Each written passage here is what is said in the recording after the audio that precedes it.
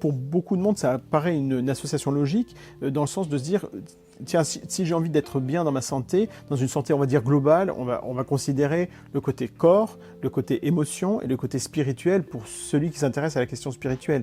Donc, l'idée, c'est quelque chose qui va traverser les 3 points. Puis d'ailleurs, dans les médecines traditionnelles ayurvédiques ou chinoises, la continuité est faite tout naturellement. On travaille d'abord sur le physique, l'émotionnel, et ça va ensuite vers le spirituel, quoi, en fait.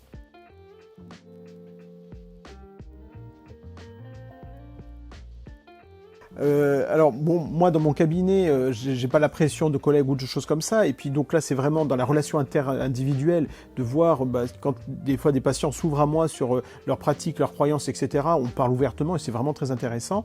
Mais après, c'est quand même dans le milieu médical un sujet sensible. Si par exemple vous êtes avec d'autres médecins dans le milieu hospitalier, si on aborde le sujet de la foi, on sent, je dirais, une sorte de malaise en fait. Hein. Donc c'est vrai que c'est pas le bienvenu a priori en principe. Hein. C'est une question intéressante. Je mettrais 2 aspects. Je dirais il y a un premier aspect qui est du fait que il y a la médecine actuelle est plutôt une médecine, on va dire, naturaliste, matérialiste, et on va dire la question de foi n'a pas trop droit de citer. Ça, c'est un premier point. Deuxième point, c'est que ça fait parler de l'intime. Et peut-être plus dans le monde, je dirais, francophone qu'anglo-saxon, je sais pas, faudrait voir, mais le côté intime spirituel met une espèce de aussi de mal à l'aise dans un milieu francophone et en plus scientifique. Il y a quelque chose qui est en dissonance dans ce qui est abordé à ce niveau-là, quoi, en fait.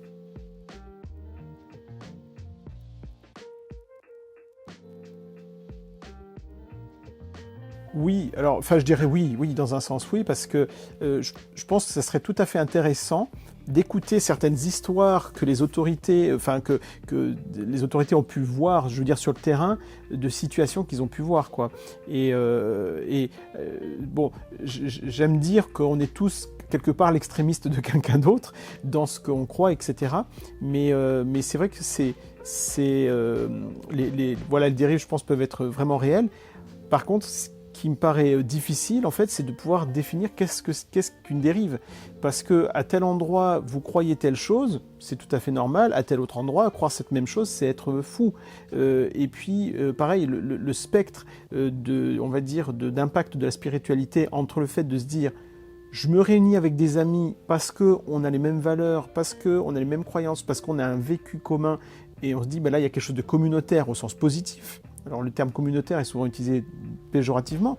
Pour moi, là, c'est le sens positif, c'est-à-dire je suis en communion, je partage les mêmes valeurs, avec un autre aspect qui est, je me coupe de tout ce qui n'est pas de moi, et même je me coupe de ceux qui me ressemblent. Ça on le voit parfois dans nos églises, des groupes qui sont plus blancs que blancs, et donc même ils se séparent de l'église, qui doit être séparée de l'église, qui doit être séparée de l'église, enfin il y a toujours plus blanc, et là on arrive à des choses où il y a vraiment une restriction de relations humaines, une restriction sociétale, et du coup voilà, mais c'est un spectre qui est gris pour moi, je trouve que c'est très difficile à définir, mais il y a une attention à avoir effectivement. Je dirais, alors il peut y avoir une privation de soins, vraiment de façon basique, des gens qui vont se priver de soins ou priver des enfants de soins dans ce contexte-là. Là aussi c'est sensible parce que, par exemple, j'avais pu entendre qu'aux États-Unis, on avait déjà pu forcer des enfants à recevoir une chimiothérapie dans un contexte où lui-même ne le voulait pas, les parents ne le voulaient pas, où il y a pu avoir des nécroses, des choses un peu sérieuses, etc. Et en même temps, d'autres situations où il y a réellement un risque de maltraitance d'un enfant qui va pas, ou d'une situation où une personne va elle-même se refuser des soins par conviction. Et donc là, c'est compliqué. Même en même temps, de vouloir respecter aussi le choix de la personne dans ce qu'il accepte de prendre comme soin.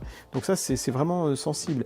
Et pour moi, la deuxième chose aussi, c'est sur le plan émotionnel, où une personne va grandir que dans un cercle unique en termes de pensée et de réflexion, qui va peut-être lui amener à avoir une peur du monde, de ce qui est extérieur à son monde, toute sa vie. Et ça va être un réapprentissage à avoir, adulte, etc. Et en ce sens-là, il y a vraiment quelque chose qui est pour moi triste pour la personne, parce qu'elle grandit dans un climat de peur de l'autre, en fait. Et ça, c'est terrible. Alors, bon, à mon sens, je pense que oui aussi, et là aussi c'est un art difficile, je pense, de savoir où mettre la limite, mais par exemple, j'ai pu avoir des fois des témoignages, des retours de famille où on a fait une déclaration pour mettre la protection materno-infantile, entre guillemets, voilà, sur leur dos, et puis il y a eu des moments de souffrance qui ont été vécus sur des choses qui se sont finalement révélées pas si inquiétantes que ça.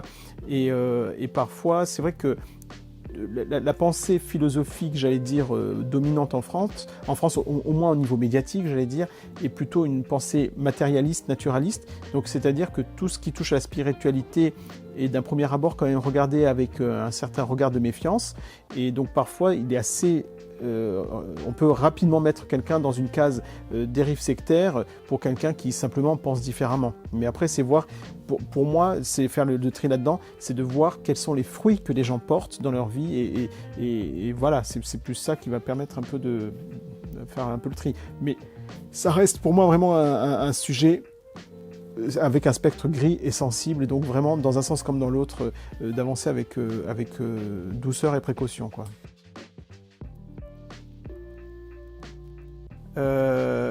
Ouais, je pense je pense aux apôtres, lorsqu'à un moment ils marchent avec Jésus en Samarie, et que deux apôtres proposent à Jésus de dire est-ce que tu veux pas qu'on fasse descendre le feu du ciel sur ces personnes? Et en fait, je trouve ça intéressant de voir que même au contact du Maître, au contact de Jésus-Christ, en fait, on peut reconnaître nos pensées humaines. Parfois, ça peut dériver. C'est en ce sens de se dire, soyons tous attentifs pour nous-mêmes, parce qu'on a vite fait de mettre l'autre dans une case et de nous mettre nous-mêmes dans une case sans même s'en rendre compte.